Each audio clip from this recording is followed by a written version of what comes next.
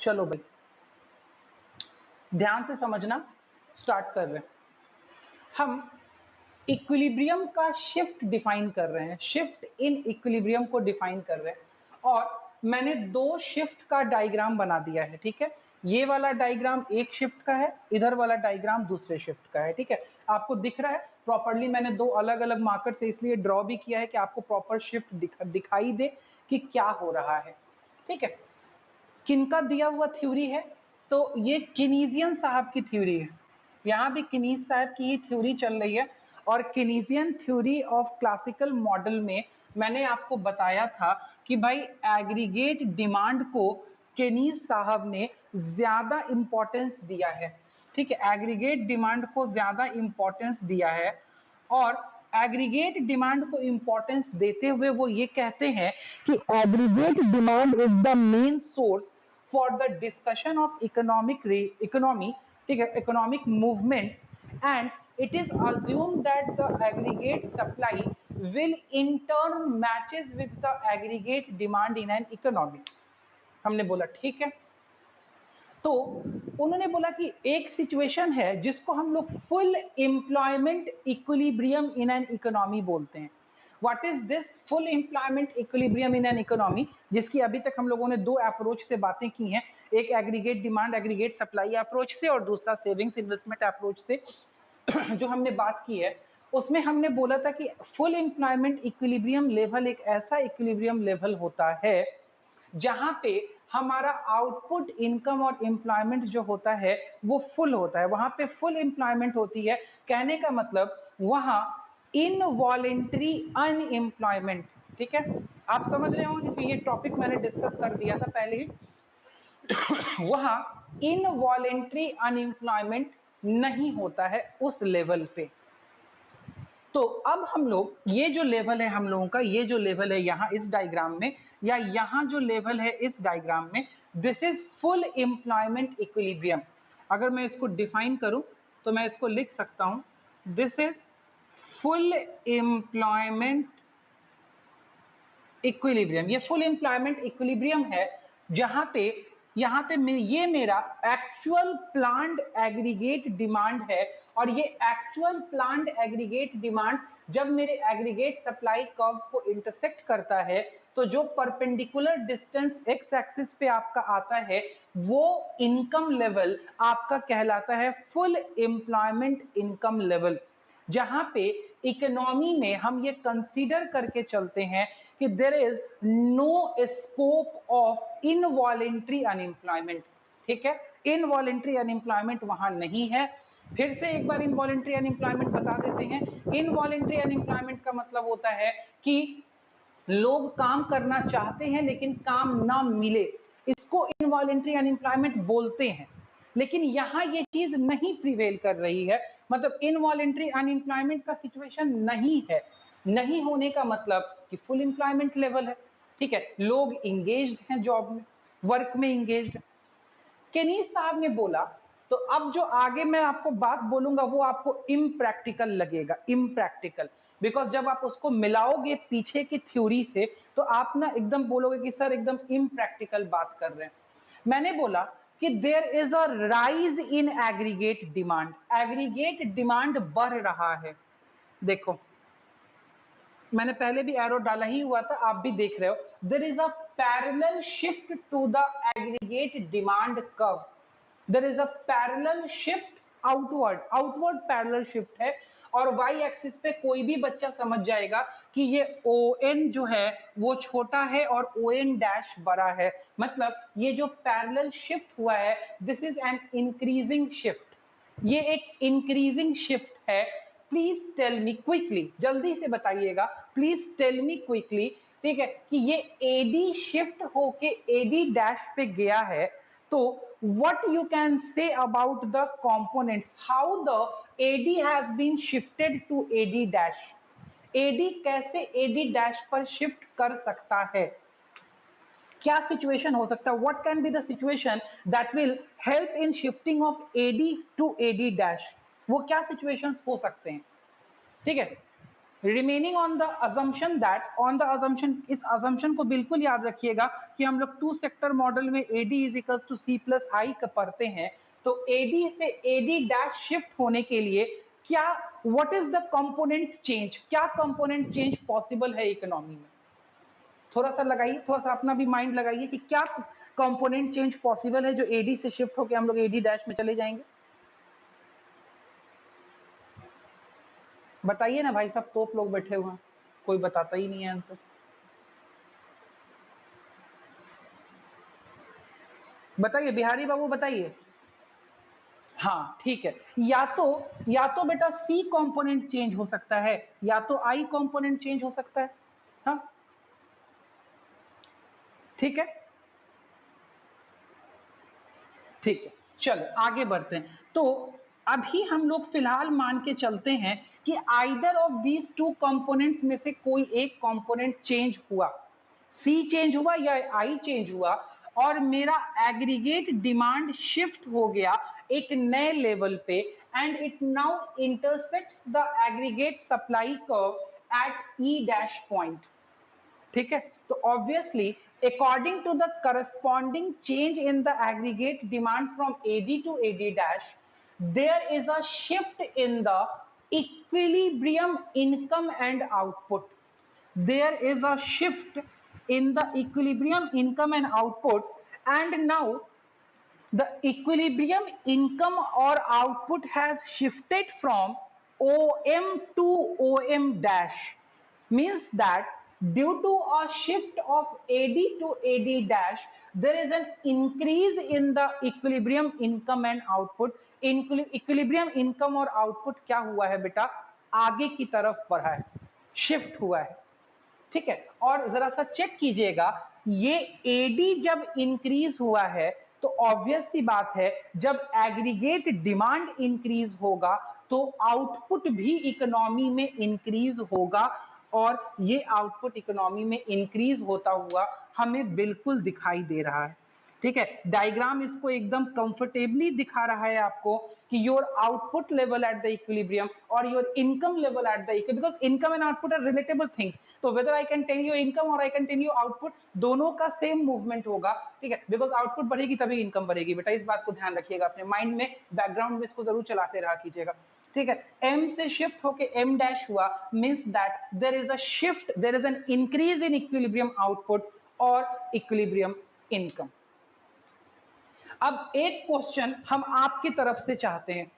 ठीक है, आप क्वेश्चन पूछिए कि यहां पर क्या होना चाहिए और क्या हुआ, पूछिए क्वेश्चन, यहां पे एक क्वेश्चन आपके माइंड में बनेगा। ठीक है, and that will be related to something full employment equilibrium, that is related to a point full employment. ये क्वेश्चन फुल एम्प्लॉयमेंट की क्वेरी से जनरेट होगा, क्या क्वेश्चन बनेगा?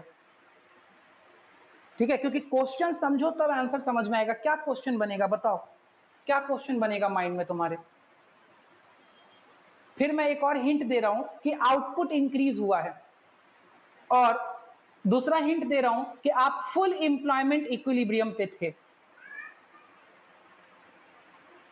क्वेश्चन बताइए बेटा, क्वेश्चन ऐसे नहीं इस चैप्टर को पढ़ा जाता है, आपको क्वेश्चन दिमाग में घुमाना पड़ेगा, क्योंकि हम तो सब कुछ बताते चले जाएंगे, आप सुनते चले जाइएगा। बताइए बिहारी बाबू बोलिए।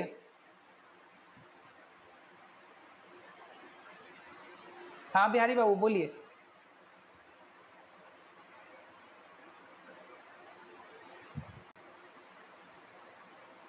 हाँ बाबा,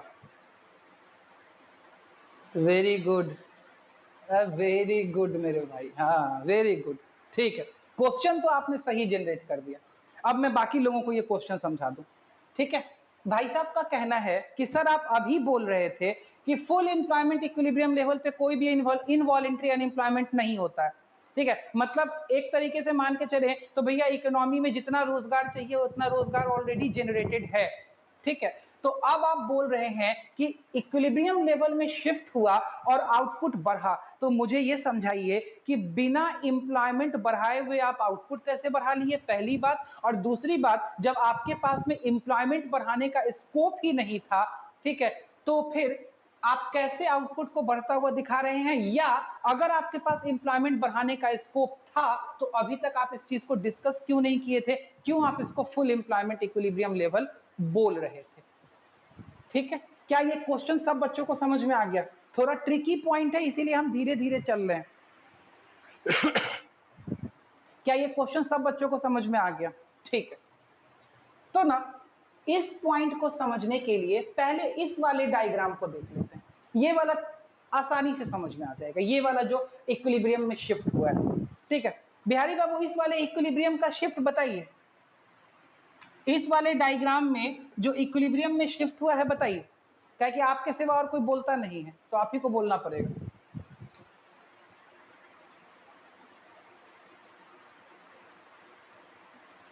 ले अभी साहब भी गायब हो गए। हाँ हाँ हाँ बोलिए बोलिए। हाँ ई से ई डैश पे गए हैं तो बताइए ना उसमें क्या, जैसे इस फिगर में अगर आप क्वेरी जनरेट कर सकते हैं, इसका मतलब आप समझ रहे हैं, तो आप इस फिगर में भी उसका रिपरकशन बता सकते हैं कि क्या हुआ है जब हम ई से ई डैश पे गए हैं तो क्या हुआ है। क्योंकि ये फिगर अगर समझ में आ जाएगी तो फिर ये फिगर हमको बताना आसान हो जाएगा, क्या हुआ होगा, क्या सिचुएशंस प्रिवेल करेंगी। बताइए आप यहाँ किस लेवल पे रहे होंगे, ई पॉइंट पे बच्चे लोग बताओ किस लेवल पे हम लोग थे, क्या हम लोग फुल एम्प्लॉयमेंट इक्विलिब्रियम लेवल पे थे कि नहीं थे। जब हम कह रहे हैं कि यही मेरा एक्चुअल एडी था और ये मेरा एक्चुअल एएस था, तो इनका इंटरसेक्शन मुझे फुल एम्प्लॉयमेंट इक्विलिब्रियम लेवल देगा कि नहीं देगा? होगा, अकॉर्डिंग टू थ्योरी ये हमारा फुल एम्प्लॉयमेंट इक्विलिब्रियम लेवल होगा। अब जब एग्रीगेट डिमांड मेरा डाउन हुआ, इसका मतलब या तो मेरा सी कंपोनेंट डाउन हुआ होगा या तो मेरा आई कंपोनेंट डाउन हुआ होगा, बिकॉज हमने ये एजम्पशन ले रखा है कि एग्रीगेट डिमांड में या तो सी होता है या तो आई होता है, दोनों में से कोई भी एक कंपोनेंट गिरेगा तो ये एग्रीगेट डिमांड शिफ्ट होकर के एडी डैश पे आ जाएगा। यहां तक बात समझ में आती है? यहां तक बात समझ में आती है? ठीक है, तो यहां तक जब ये बात समझ में आती है तो अब अपने को नेक्स्ट बात ये करनी है कि इसका क्या रेपरकशन आएगा मार्केट में, इसका क्या रेपरकशन आएगा मार्केट में, इकोनॉमी में। Basically what is the repercussion if due to the shift of this AD to the AD dash and the shift of equilibrium from E to E dash, we came to know that the equilibrium level of income and output is shifting from OM to OM dash, means that the equilibrium level of income and output is decreasing. ठीक है, equilibrium level of income और output क्या हो रहा है, decrease हो रहा है, तो क्या इसको हम अंडर एम्प्लॉयमेंट इक्विलिब्रियम बोल सकते हैं? क्या इस सिचुएशन में अनएम्प्लॉयमेंट क्रिएट होगा कि नहीं क्रिएट होगा, येस और no, in this diagram, in this diagram whether it is a situation for the creation of underemployment or not, ठीक है, या unemployment you can say, unemployment यहां क्रिएट होगा कि नहीं होगा, and to be very specific involuntary unemployment create होगा कि नहीं होगा,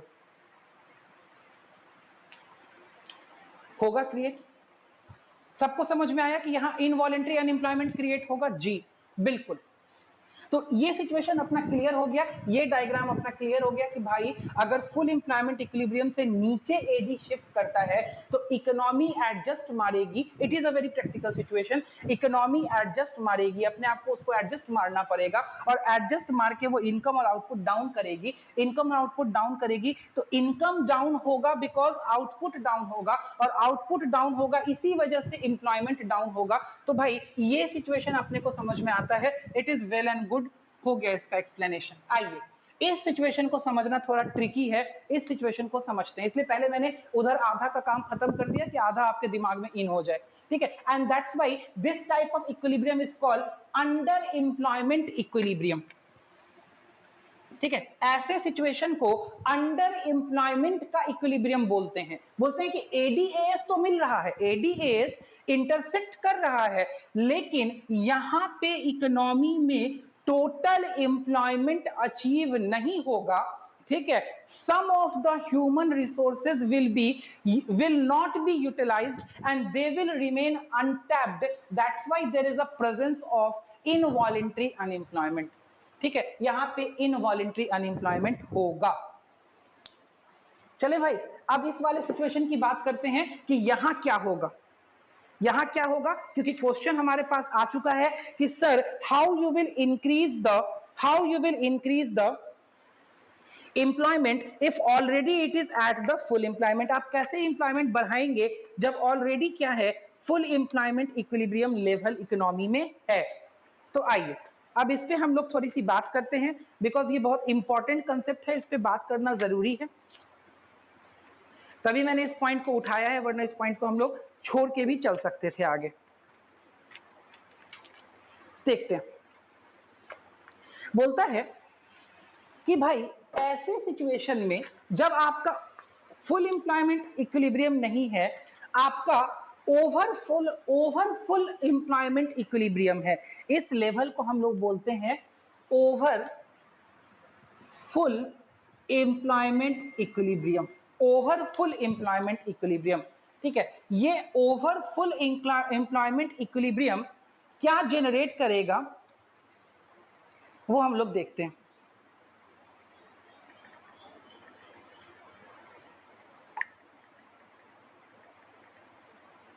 देखिए, तो बोलता है किनीज साहब का कहना है, एक बात और कहते हैं किनीज, अब क्या कहते हैं किनीज, किनीज कहते हैं कि always in an economy there is a stream or there is a presence of some person or yeah of some employable force which are remain unutilized। बोलता है इकोनॉमी में हमेशा हमारे पास कुछ एक ऐसा ह्यूमन फोर्स है, कुछ एक ऐसा लेबर फोर्स है जो क्या रहता है, जो अनयूटिलाइज्ड रहता है, ठीक है।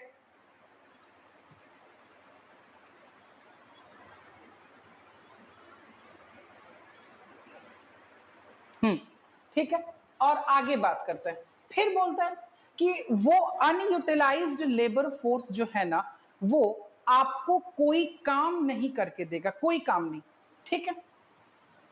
तो ऐसे सिचुएशन में क्या रियली में आप आउटपुट को बढ़ा सकते हैं, ठीक है, because this is an unreal situation, इसीलिए तोड़ तोड़ के समझा रहे हैं, ये एकदम रियल सिचुएशन था इसलिए तुरंत समझ में आ गया।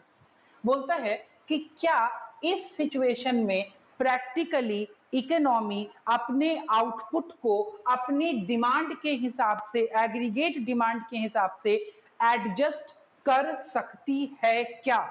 जवाब है no, not in any practical way it is possible that in this type of economic situation the output can be increased according to the increased planned spending due to increase in aggregate demand। And thus in this impractical situation what will happen in an economy to adjust the scenario, though there can't be any physical increase in the output, what will be the adjustment process that will be done in the economy? The simple adjustment that can happen is only general price rise, general price rise, in other terms it is called as inflation। इसको क्या कहते हैं? Inflation. Inflation is the, you can say, residue, yeah, you can say inflation is the resultant factor due to this over employment full equilibrium। This is the resultant factor, this increase in income or output, this disguised increase in income and output will lead to a situation, this is called as general price rise or inflation। Now what will happen at the point of inflation? At the point of inflation in an economy, when the general price level rises, then it will cut down, yeah, it will nullify the effect of rise in aggregate demand due to decrease in the purchasing capability of the sectors involved in the aggregate demand।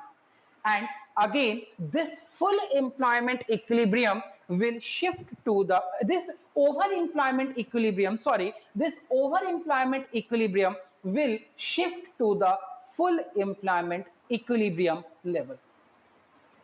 Your comments?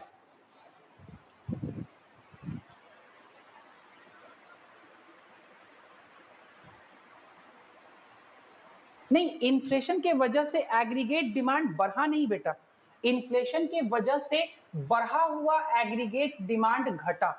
ध्यान से सुनिएगा, aggregate demand बढ़ा तो एक ऐसा situation आया which is not practical. It वो ऐसा सिचुएशन क्या था, where your aggregate demand shifts to a level where you are not capable to readjust your output in the economy because already the economy was at the full employment equilibrium level and nowhere in the economy you were in the capacity to increase the employment, and thus if the employment cannot be increased you can't increase the output because there is an assumption that you are running in the short run। हम लोग पहले ही assumption लेके चलते हैं कि ये short run चल रहा है। तो in this impractical situation if the aggregate demand rises, अगर rise करती है and aggregate supply is not able to correspond to that aggregate demand rise, then simply that will shift the general price level of that economy, or you can say general price level का दूसरा नाम inflation होता है, महंगाई। ठीक है, जब सब चीजों का दाम बढ़े general price level इस चीज को बोलते हैं।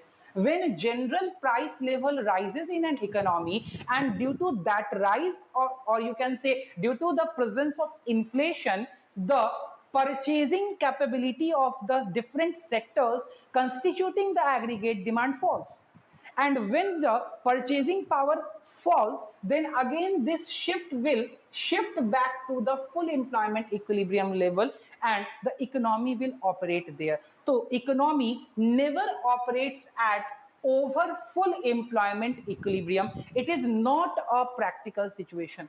underemployment equilibrium is a practical situation, this happens, this already happens, ये होगा because here there the untapped human resources will be available and that untapped human resources will constitute to the involuntary unemployment, but this situation is not practical। तभी मैं आपसे बार बार उस question को generate करने के लिए बोल रहा था कि अपने दिमाग में उस क्वेश्चन को जनरेट करो कि क्या इस सिचुएशन का क्वेश्चन है और क्या वो पॉसिबल है कि नहीं। जो उसने जनरेट करके क्वेश्चन बोला कि भाई आप तो कह रहे हो कि already full employment equilibrium level आ गया है, आप बोलते हो कि भाई कोई इनवॉलेंट्री अनएम्प्लॉयमेंट नहीं है, आदमी नहीं है आपके पास इंडस्ट्री में लगाने के लिए, और जब आदमी आपके पास इंडस्ट्री में लगाने के लिए है नहीं, रिसोर्सेज आपके कांस्टेंट है, टेक्नोलॉजी आप चेंज नहीं करोगे, ये अजम्पशन आपने ले लिया है। बिकॉज जब हम लोग ये aggregate demand aggregate supply approach कर रहे थे तभी हमने अजम्पशन ले लिया कि भैया हम शॉर्ट रन में काम कर रहे हैं, हम टेक्नोलॉजी नहीं बदल सकते हैं। तो जब सारी चीजें लेके बैठे हो तो किस हिसाब से बोल रहे हो कि आउटपुट बढ़ा देंगे। भाई आउटपुट बढ़ाने के लिए आदमी है, आदमी है, ह्यूमन रिसोर्स है कि इंप्लॉयमेंट कराओगे। इंप्लॉयमेंट तो ऑलरेडी कह रहे हो कि फुल इंप्लॉयमेंट इक्विलिब्रियम लेवल पे है, तो भाई ओवर इंप्लॉयमेंट इक्विलिब्रियम कहां से ले आओगे। मैंने बोला कि नहीं आ पाएगा, it is not a practical situation, it is a theoretical situation, it is not a practical situation. तो फिर बोलो क्या होगा। तो भाई अगर ऐसा हुआ इकोनॉमी में कि एग्रीगेट डिमांड राइज की अपने फुल इंप्लॉयमेंट इक्विलिब्रियम लेवल से ऊपर, तो उस केस में क्या होगा बेटा, तो उस केस में ये होगा कि क्या होगा, उस केस में ये होगा कि हमारा जनरल प्राइस लेवल राइज कर जाएगा। क्यों राइज कर जाएगा, बिकॉज डिमांड ज्यादा हो जाएगी पूरे इकोनॉमी की और सप्लाई उसको करस्पॉन्ड नहीं कर पाएगा। ठीक है, क्योंकि आपके पास और ज्यादा बनाने की कैपेबिलिटी नहीं है। ठीक है, बिकॉज ऑलरेडी आप फुल एम्प्लॉयमेंट लेवल पे हो and in that case what has to happen, ठीक है, सिंपली प्राइस राइज होगा, हर चीज का प्राइस राइज होने लगेगा। ठीक है, और जनरल प्राइस लेवल बढ़ेगा, इन्फ्लेशन जैसे ही बढ़ेगा, ठीक है, आपका मार्केट में डिमांड डाउन होगा और फिर आप फुल एम्प्लॉयमेंट इक्विलिब्रियम लेवल पे आकर के दोबारा से टिक जाएंगे। ठीक है, ये बात मेरे को करनी थी। होप सो आपको समझ में आ गया होगा। हाँ हाँ बोलिए बोलिए, हाँ बोलिए बोलिए ना।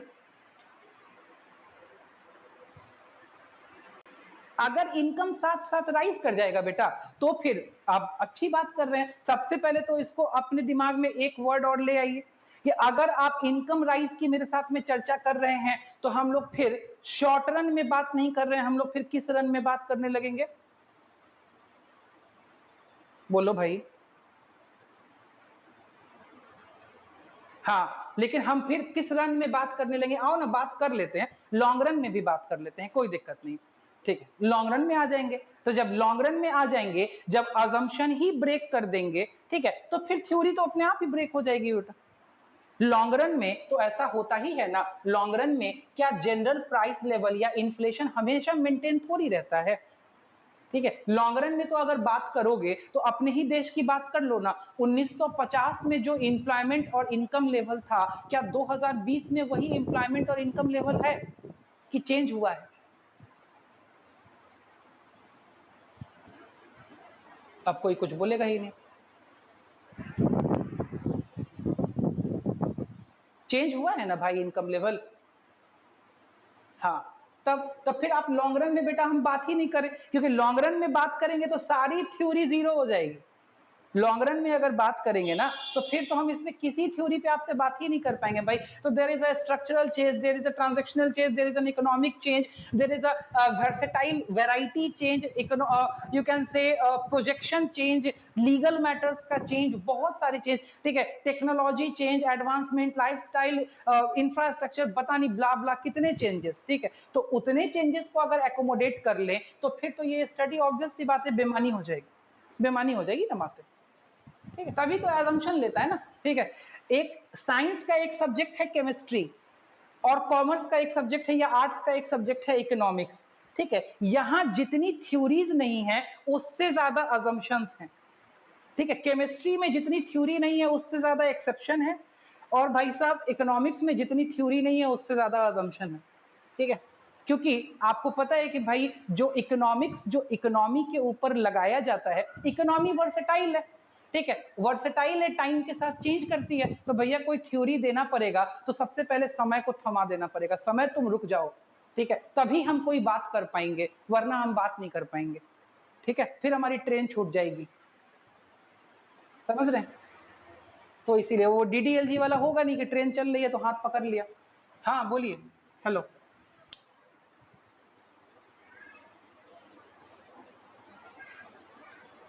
हाँ, प्राइस लेवल कांस्टेंट मान रहे थे बेटा मेरे, जनरल प्राइस लेवल नहीं, हमको पता था ये क्वेश्चन आएगा, बिल्कुल प्राइस लेवल कांस्टेंट मान रहे हैं हम। इकोनॉमी में जनरल प्राइस को कांस्टेंट नहीं मान रहे, जनरल प्राइस तो डिमांड और सप्लाई के साथ में शिफ्ट करेगा बेटा, नहीं करेगा तो फिर इकोनॉमी बैलेंस कैसे करेगा बाबू, ठीक है। ये प्राइसेस, ये प्राइस जो है, ये प्राइस मेरा अजम्पशन था कि हम जब थ्योरी बना रहे हैं तब अजम्पशन है कि प्राइसेस कांस्टेंट हैं, ठीक है। किसी थ्योरी का रेपरकशन में प्राइस कांस्टेंट होगा ये हमने अज्यूम नहीं किया है मेरे भाई, समझिएगा बात को, ठीक है। ये प्राइस का चेंज होना, जनरल प्राइस लेवल का चेंज होना, ये दो एलिमेंट्स के रिएक्शन का प्रोडक्ट है। मैंने प्रोडक्ट को कांस्टेंट नहीं किया था, ठीक है। मैंने ये नहीं बोला था कि resultant product will be a constant, मैंने बोला था कि हम जो वेरिएबल्स अज्यूम कर रहे हैं, हम जो सिचुएशन अज्यूम कर रहे हैं उसमें प्राइसेस कांस्टेंट होंगी बाबू, ठीक है। हम ये नहीं कह रहे थे कि जो इकोनॉमी पे इफेक्ट आएगा उसमें भी प्राइस कांस्टेंट रह जाएगी, बिल्कुल नहीं, ठीक है। आप अपने माइंड के को दो पार्ट में अलग अलग रखिए। हम एजम्पशंस पे प्राइस को कांस्टेंट मान रहे थे, हम बिल्कुल इस सवाल के लिए हम बिल्कुल तैयार थे। हम एजम्पशंस में प्राइस को कांस्टेंट मान रहे हैं, हम रिजल्टेंट में प्राइस को कांस्टेंट नहीं मान रहे हैं। हम रिजल्टेंट पे हमारा कोई अधिकार नहीं है, ठीक है। हाइड्रोजन प्लस 2 ऑक्सीजन हम मिला सकते हैं तो H2O बनेगा, मेरा H2O पे अधिकार नहीं है, ठीक है। हम हाइड्रोजन और ऑक्सीजन पे अधिकार रख सकते हैं, पता नहीं 2H2 होता है ना, जो भी होता है, हटा दो बाप, कोई देखेगा तो पागल हो जाए, बोलिए। अच्छा ठीक है भैया, आप साइंस के बड़े ज्ञाता है, हमको कुछ नहीं आता है, ठीक है। तो हम बेटा इस सेक्टर का अजम्पशन लेके चलते हैं, अपन को इस सेक्टर पे अजम्पशन नहीं आएगा बाबू, ठीक है। ये तो रिजल्टेंट इकोनॉमिक चेंज है, रिजल्टेंट इकोनॉमिक चेंज। अनुज हो गया क्लियर कि नहीं क्लियर हुआ, या बाकी बच्चों का भी क्लियर हुआ कि नहीं क्लियर हुआ? पूरा क्लियर नहीं हुआ, ठीक है, हम और क्लियर करते हैं। हम मेरा लेकिन साथ में जवाब देना पड़ेगा, चुप होने से नहीं काम बनेगा, ठीक है। हम किन किन दो वेरिएबल्स को अज्यूम करके आपको शिफ्ट पढ़ा रहे थे? पहले तो दो वेरिएबल बताइए कि किन दो वेरिएबल्स को हमने लिया है। एक लिया है एडी को, एक लिया है एएस को। क्या ठीक है भाई? ठीक है। एडी के कंस्टिट्यूएंट कंपोनेंट्स हैं कंजम्पशन, इन्वेस्टमेंट। एएस के कंपोनेंट्स हैं consumption, savings.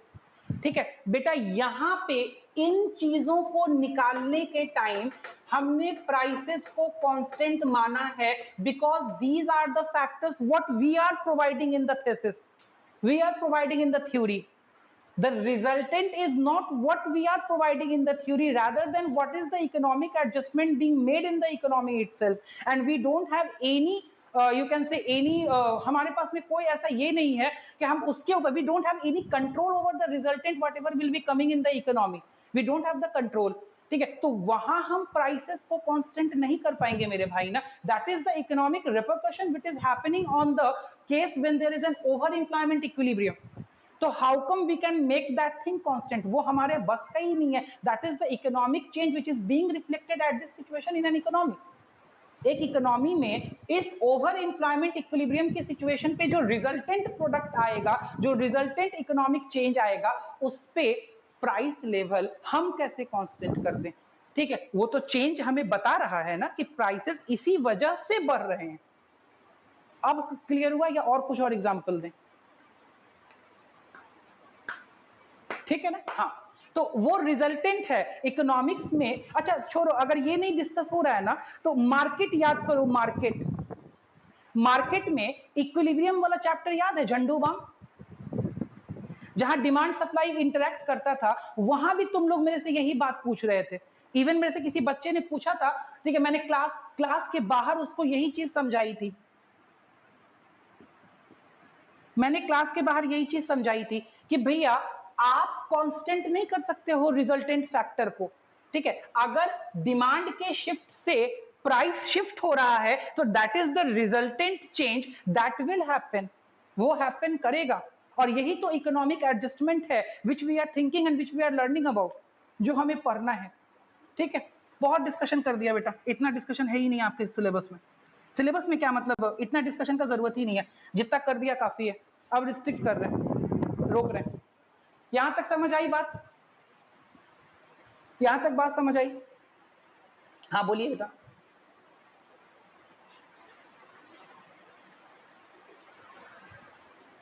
AD AD dash पे काहे शिफ्ट किया? एडी एडी डैश पे इसलिए शिफ्ट किया कि एडी का कोई रिजल्टेंट कंपोनेंट इंक्रीज किया होगा. ठीक है, या तो कंजम्पशन एक्सपेंडिचर बढ़ा होगा या आपका इन्वेस्टमेंट एक्सपेंडिचर बढ़ा होगा. रुक जाइएगा, पूरी बात करने दीजिएगा. ठीक है, अब आप मेरे को बोलेंगे कि सर कंजम्पशन एक्सपेंडिचर कैसे बढ़ गया होगा? अगला क्वेश्चन यही आएगा आपका कि कंजम्पशन एक्सपेंडिचर कैसे बढ़ गया होगा. मैंने बोला इनकम लेवल राइज कर गया होगा, क्योंकि यहां इनकम को तो मैंने कांस्टेंट नहीं माना है ना मेरे भाई. इनकम को तो कांस्टेंट नहीं माना. कौन है जी?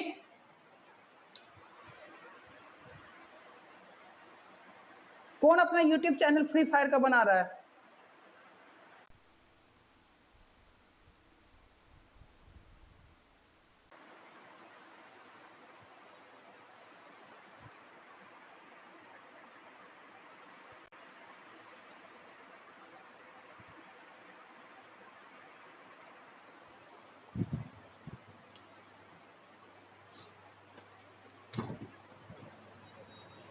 क्या हुआ? क्या हुआ? अच्छा क्या?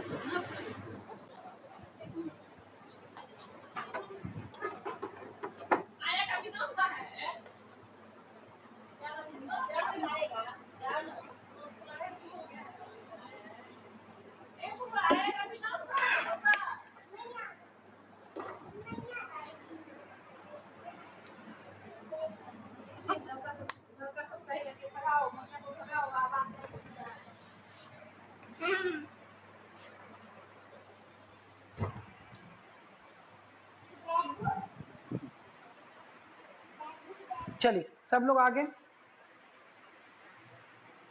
किनका फ्री फायर का चैनल चल रहा था?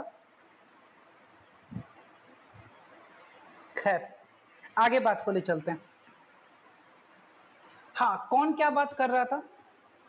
बात ये हो रही थी कि या तो सी कंपोनेंट राइज करेगा या आई कंपोनेंट राइज करेगा। मैंने बोला इनकम इकोनॉमी में राइज कर सकती है, इनकम को कांस्टेंट रखने का हमने कोई भी बात नहीं किया था, इसी वजह से एडी हमारा शिफ्ट कर रहा है। और कोई सवाल हो तो इस पॉइंट पे पूछ लीजिए, क्योंकि ये बहुत इंपॉर्टेंट पॉइंट है, आगे इस पे हम लोगों को और डिस्कस करना है। ये आज का मेरा कोर पॉइंट ऑफ डिस्कशन था, यही हमको आज डिस्कस करना था पूरा बेसिकली। हाँ बोलिए बेटा। अच्छा, बता दे रहे हैं, फिर बता दे रहे हैं। ठीक है, आपने मेरे से सवाल किया कि सर एडी शिफ्ट करके एडी डैश पे क्यों चला जाएगा। हम आपसे पलट सवाल करते हैं, एडी यहां शिफ्ट करके एडी डैश पे क्यों चला आएगा। आप इसका जवाब दे दीजिएगा, आप इसका जवाब समझ जाइएगा। बताइए, थोड़ा सा मेरे साथ में कम्युनिकेट कर लीजिए ना, आज मेरे साथ में कम्युनिकेट कीजिए, कम्युनिकेट करने वाला टॉपिक है बेटा। सीधा टॉपिक वन वे डिस्कशन का टॉपिक नहीं है कि हम वन वे डिस्कस करके छोड़ दें। बताइए उस वाले केस में क्या हुआ होगा बेटा, दो बात कीजिए, क्या हुआ होगा। कंजम्पशन, या तो कंजम्पशन कम हो गया होगा या ऑटोनोमस इन्वेस्टमेंट क्या हो गया होगा, कम हो गया होगा। क्योंकि इन्वेस्टमेंट को तो हम लोग ऑटोनोमस मान रखे हैं ना, इन्वेस्टमेंट को तो ऑटोनोमस मान रखे हैं, ठीक है। तो अगर यहां वो चीज हो सकती है तो यहां उसका क्या हुआ होगा, उसका अपोजिट हुआ होगा, ठीक है। या तो कंजम्पशन बढ़ गया होगा या तो इन्वेस्टमेंट क्या हो गया होगा, बढ़ गया होगा, सिंपल, ठीक है। और कल जब आगे समझाएंगे, कल जब आगे इसको लेके बढ़ेंगे फॉरवर्ड, आज नहीं बढ़ेंगे क्योंकि आज बढ़ेंगे तो माइंड एकदम चोक हो जाएगा तुम लोगों का। कल जब इसको फॉरवर्ड लेके बढ़ेंगे तो एक सवाल का और जवाब देंगे और तब बोलेंगे कि इसको मान लो कि ये डेल्टा आई है। डेल्टा का मतलब change in income, delta Y थोड़ी है, आई है इन्वेस्टमेंट, ठीक है। अब इसका रीजन कल बताएंगे कि इसको भी डेल्टा आई मानते हैं और इसको भी डेल्टा आई मानते हैं, क्यों। मतलब इन दोनों जगह इन्वेस्टमेंट में ही चेंज मानते हैं, ठीक है, कि इन्वेस्टमेंट बढ़ने से एडी बढ़ के ऊपर शिफ्ट कर गया या इन्वेस्टमेंट घटने से एडी घट के नीचे शिफ्ट कर गया। आपकी बुक में ये लाइन नहीं मिलेगा, ठीक है, लेकिन लिखा हर जगह डेल्टा आई ही रहेगा, ठीक है। Explanation, you will not get this explanation in your book, ठीक है, लेकिन लिखा डेल्टा आई ही रहेगा, ठीक। तो आज के दिन अब इसको अभी मत कनेक्ट करो अपने माइंड में, इसको कल अपने माइंड में कनेक्ट करना, ठीक है। चैप्टर 13 है तो आराम से लेकर के चलो, चैप्टर 13 है, हम मानेंगे कि चैप्टर 13 है और आपको थोड़ा दिमाग लगाना पड़ेगा इस चैप्टर को समझने के लिए, ठीक है। तो अभी इस चीज को हटा ही देते हैं हम, अभी हम सिर्फ आपको ये बोलते हैं कि आपके एग्रीगेट डिमांड के अंदर दो कंपोनेंट हैं, एक सी कंपोनेंट है, एक आई कंपोनेंट है। उसी सी या आई कंपोनेंट में किसी में चेंज होने की वजह से एडी ऊपर शिफ्ट मारा होगा या एडी नीचे शिफ्ट मारा होगा, ठीक है। Rest we will discuss tomorrow, हम लोग कल डिस्कस करेंगे, अभी क्लास छोड़ के आप जाइएगा मत, ठीक है। इस पॉइंट को हम यहां रोक रहे हैं, आप अभी क्लास छोड़ के जाइएगा मत। कल सुबह मॉर्निंग 7 बजे से 8 बजे 7 to 8 हम बिजनेस स्टडीज पढ़ाएंगे, chapter number 1 management is an art. Business studies chapter number 1 management is an art. तो किन्हीं का अगर छूटा हुआ है इस बैच से तो वो बच्चे इस टॉपिक को सुबह वाले बैच में पढ़ सकते हैं, ठीक है। आप कुछ लिख रहे हैं, किसी ने कुछ लिखा है, let me see. Sir AD to C और आई से चेंज होगा और अगर सी इंक्रीज होगा तो साइमल्टेनियसली आई भी इंक्रीज होगा ना, तो एडी कैसे इंक्रीज हो जाएगा, दोनों एक दूसरे को नलिफाई कर देगा ना। करेंगे श्रेया, इस पे बात करेंगे। कर देते बेटा श्रेया, इस पे बात करेंगे, कल बात कर लेंगे, ठीक है। आप जो बोले उस पे थोड़ा सा रेक्टिफाई करके हम बात कर लेंगे, थोड़ा सा रेक्टिफाई करके हम कल इस पे बात करेंगे, ठीक है। बाकी मॉर्निंग का मैंने आपको बताया कि मॉर्निंग में कल business studies, management as a management as an art, क्या लिखा, हाँ मैनेजमेंट एज एन आर्ट ही हम लोग, हाँ साइंस में पढ़ा दिया था मैंने, मैनेजमेंट एज अ साइंस पढ़ा दिया था, मैनेजमेंट एज एन आर्ट का टॉपिक कल चलेगा। और दूसरी बात 11 बजे वाला जो क्लास है, 11 बजे वाले क्लास में कल हम ओवर सब्सक्रिप्शन चालू करेंगे, ओवर सब्सक्रिप्शन। आज वहां कॉल्स इन एरियर पढ़ा दिया है, कॉल्स इन एरियर का होमवर्क दे दिया था, एक क्वेश्चन जहां मल्टीपल कॉल्स पे एरियर था। कल हम ओवर सब्सक्रिप्शन चालू करेंगे कैलकुलेशन के साथ में, तो जिनको ओवर सब्सक्रिप्शन में डाउट हो रहा है, जिनसे वर्किंग नोट्स नहीं बन रहा है ओवर सब्सक्रिप्शन का, वो लोग भी इस क्लास को अटेंड कर सकते हैं कल। और कल इवनिंग की क्लास में आप बिल्कुल क्लास मिस नहीं करेंगे, हम लोग इसी कंसेप्ट को आगे बढ़ा के इसी में मल्टीप्लायर डिस्कस करेंगे, multiplier, investment multiplier, K is equals to delta Y by delta I,